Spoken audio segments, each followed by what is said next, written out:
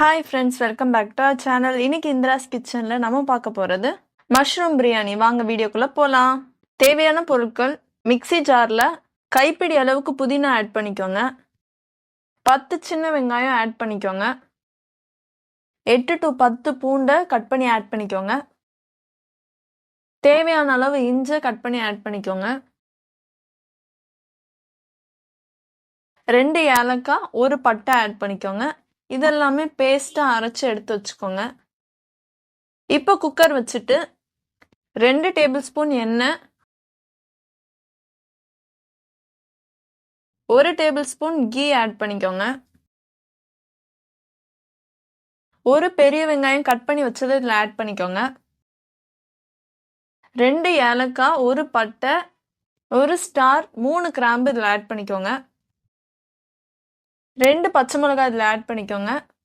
தேவையான அளவு உப்பையும் ஆட் பண்ணிக்கோங்க. இதெல்லாம் நல்லா மிக்ஸ் பண்ணிட்டு ஒரு பொன்னிறம் வரைக்கும் வெயிட் பண்ணுங்க. பொன்னிறம் ஆன அப்புறமா நம்ம அரைச்சி வச்ச பேஸ்ட் இதில் ஆட் பண்ணிக்கலாம். இதெல்லாம் நல்லா மிக்ஸ் பண்ணிக்கோங்க. இந்த வீடியோ உங்களுக்கு பிடிச்சிருந்தா மறக்காம லைக், ஷேர் அண்ட் சப்ஸ்கிரைப் பண்ணுங்க. 1 ஸ்கூப் சில்லி பவுடர் ஆட் பண்ணிக்கோங்க. 1/2 ஸ்பூன் கரம் மசாலா ஆட் பண்ணிக்கோங்க. இதெல்லாம் நல்லா மிக்ஸ் பண்ணிக்கோங்க. ஒரு தக்காளி கட் பண்ணி வச்சது இதில் ஆட் பண்ணிக்கோங்க. 100 கிராம் அளவுக்கு மஷ்ரூம் வாங்கி க்ளீன் பண்ணி கட் பண்ணி எடுத்து வச்சுக்கோங்க. அதை இப்போ ஆட் பண்ணிக்கோங்க. இதில் நல்லா மிக்ஸ் பண்ணிவிட்டு 2 மினிட்ஸ் ஹீட்டாக விடுங்க.